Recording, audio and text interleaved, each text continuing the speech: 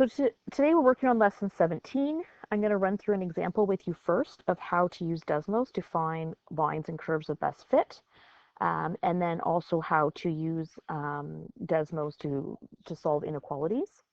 So the first thing that you want to do is you want to pull up the DESMOS template. I have a link here or in our folder. And you also want to open the PDF example that I have for you as well so that you can follow along as we go through. So the first thing we need to do when we're given some data is to take a look at our dependent variable, our y.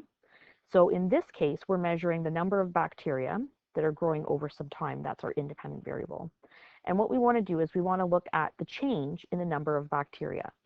So from grade 9, hopefully you remember that the first difference is you're just taking the second y value, so 165, and you're subtracting the first 35. And you're continuing that pattern down to find the first differences. And we learned in grade 9 that if those were all the same, those first differences, then the relationship was linear. So it had a constant rate of change that we said. So the only thing that was kind of a special case that threw us off with that was if our time intervals were not the same. So you'll notice here in this example, I made it a little bit harder because the time interval between 0 and 100 is a change of 100. And then from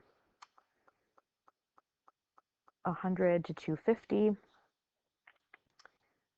we have a change of 150. 250 to 300, there's a change of 50 there. 300 to 400, we have a change of 100. And 400 to 700, we have a change of 300. So the change in the time, or the x values, has to be the same if we're to make a conclusion about whether or not the graph is linear or quadratic, etc. So that's going to throw us off a little bit.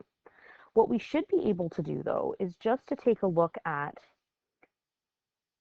these values here are changing by 100, and these values here are changing by 100, and hopefully using those, if we find the differences with those should be the same because they are both a change of 100. So we'll see what happens when we do that.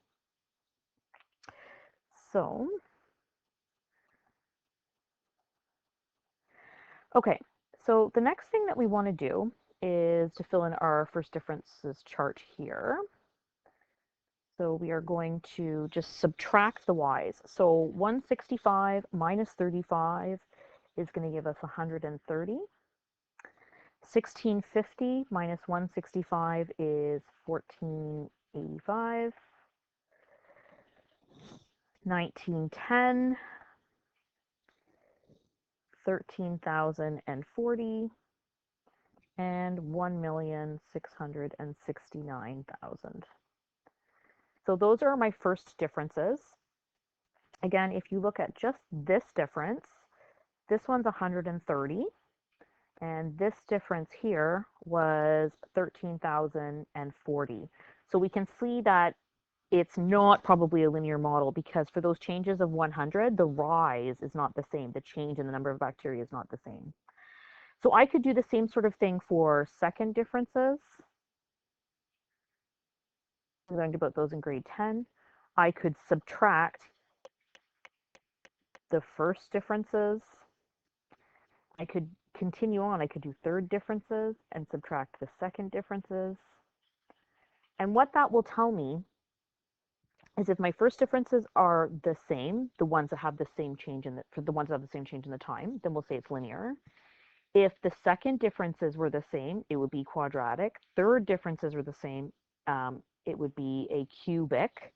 Fourth differences were the same, it would be quartic or degree 4. So you can keep doing this process of subtracting the differences before to figure out whether or not what polynomial would be the best model. In this case, we are not going to do that because this one actually is not a polynomial that's going to end up being the best model for this data. So we also have to remember how to calculate something called the common ratio. So with the common ratio, instead of subtracting the y below minus the y above, what we're going to be doing is dividing. So the y below divided by the y above. So differences, you subtract the y's or the differences before. So you subtract, whereas common ratio, you divide. And the order is important. It's always the one below divided by the one above. So when I do that, I just get approximate values here, because again, this is real world data. So 4.71 is what I get when I do 165 divided by 35. Then if I do 1650 divided by 165, I get 10. 3,560 divided by 1650, I get 2.16. 16,600 divided by 3,560, I get 4.66. And the last one, 1,685,600 divided by 16,600, I get 101.5. And again, that's all very interesting, but remember our time intervals are not consistent. So we're not always measuring the same time difference.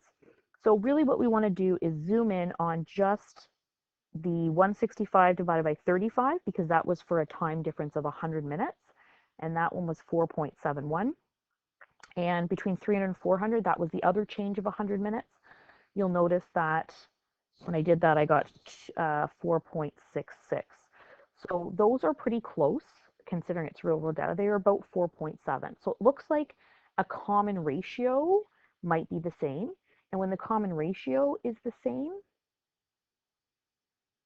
you're looking at an exponential model being the best fit for the data.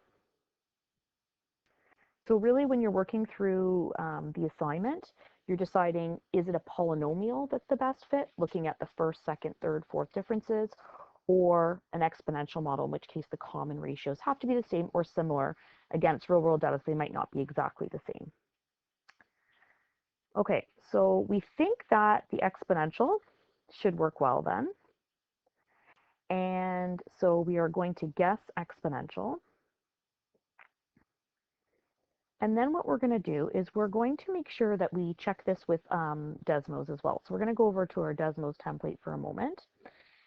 So what you can do is you can just take this example and you can tweak it for your assignment numbers. But basically I put all the times under X and all of the number of bacteria under Y. And I'm just going to turn that graph on by clicking on the circle next to Y1, and you'll see the dots appear there.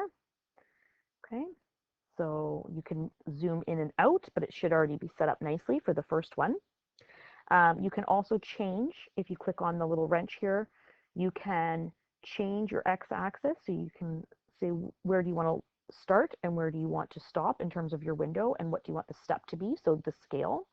And the y-axis, again, where do you want to start, where do you want to see up to on the y-axis, and what step or what scale you want to use. So you might have to play around with that for your example that you're working on. You can also actually in there add labels as well if you wanted to do that. So I could add a label and say this is time in minutes, I think it was. Okay. All right, so once we have our data and we've turned that on, the first one, number 3 here, box 3, will give us a line of best fit. And we were pretty sure that this wasn't going to be a great measure, so let's see. So there's my line of best fit. It clearly is not a very good fit just from looking at it, but you can also look at this r squared value. If this r squared, the closer it is to 1, the better the fit.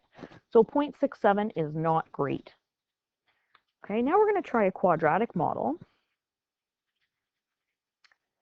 And again, it's not great, but you can see that r squared is slightly better. So you've got 0.9758.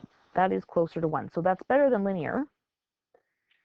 And last but not least, we're going to do an exponential model. So box 5 will tell me if it's going to be an exponential model. And you can see it's a perfect fit to the point. Not that they have to be exactly on, but it's a really good fit. And it will give me the equation.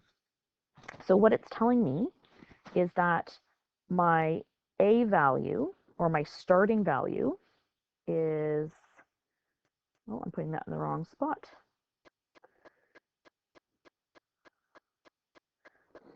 Okay, so my starting value goes here with an exponential. So they give me A times B to the X. A is the starting amount, so we guess it probably should be 35, and it is about 35, it tells me in DESMOS. Okay. So that's this number here. And the base is about 1.02 or 1.01552 if you want to be a little bit more accurate. So it's going to be 1. What do we say? 0.1552. And then to the exponent x, where x is the time.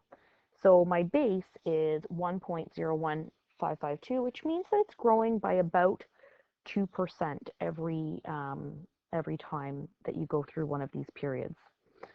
How did we know it was exponential? So we looked at the r squared value for y equals a times b to the x, so the exponential model, and the common ratio is the same when the change, oops, I'm going to run out of space there, when the change in the time is the same. Okay, so that's the first example, and that's going to help you set up and work through question 1 in your assignment.